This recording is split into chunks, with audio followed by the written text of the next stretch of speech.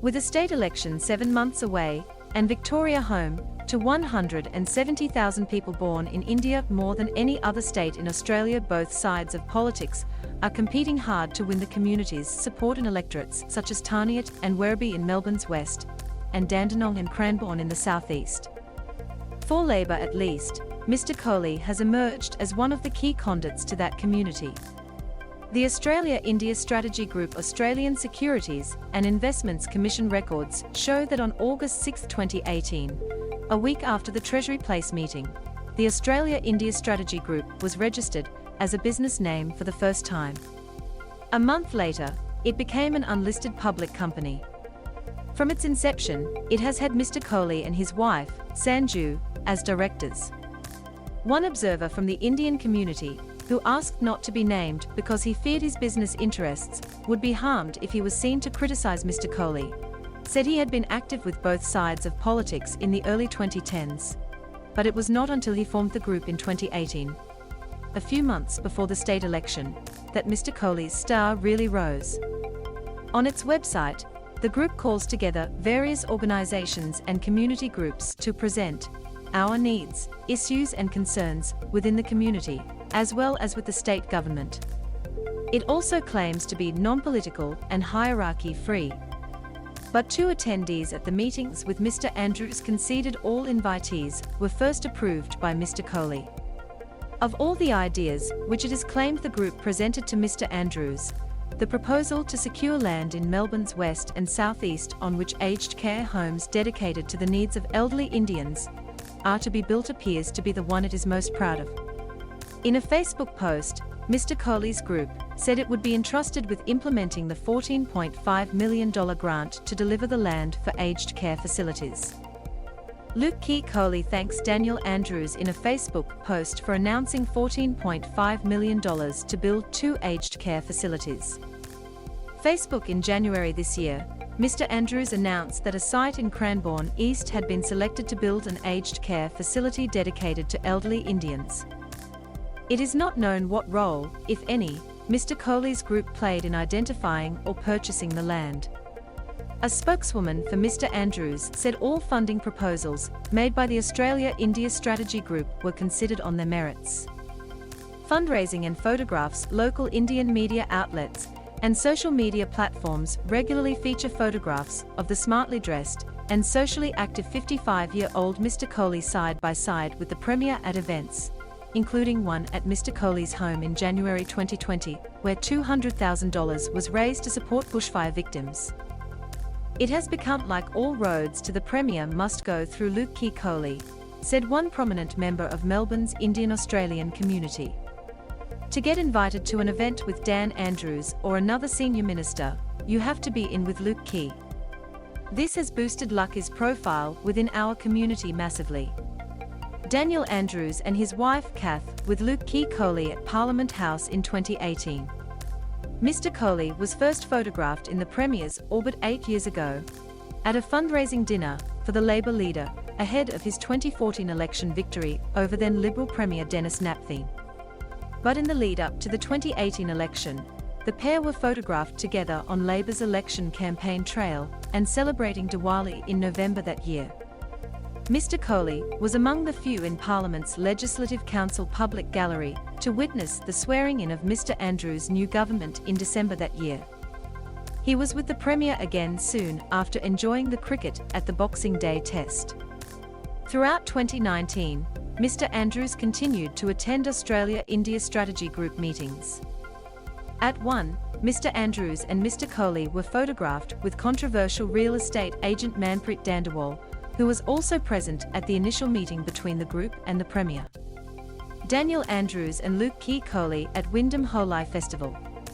Mr Dandewal is facing serious assault charges in relation to a brawl in a suburban park in September, and is being investigated by Consumer Affairs Victoria following recent reports by The Age about his alleged conduct as a real estate agent. The Age is not suggesting that Mr Andrews or Mr Kohli have been involved in any wrongdoing in relation to the allegations against Mr Dandewal. A Melbourne magistrate this week approved a change in Mr Dandewal's bail conditions to allow him to travel to India to visit his father. Close personal friends. In an interview with The Age this week, Mr. Kohli said he only ever tried to bring people together to benefit the broader interests of the Indian-Australian community. He said he had also worked closely with senior federal Liberal politicians, such as Prime Minister Scott Morrison and Housing Minister Michael Sukkar over the years. "I have no ambition to be in politics. I'm not a member of any political party. I've never asked a favour from anyone," he said.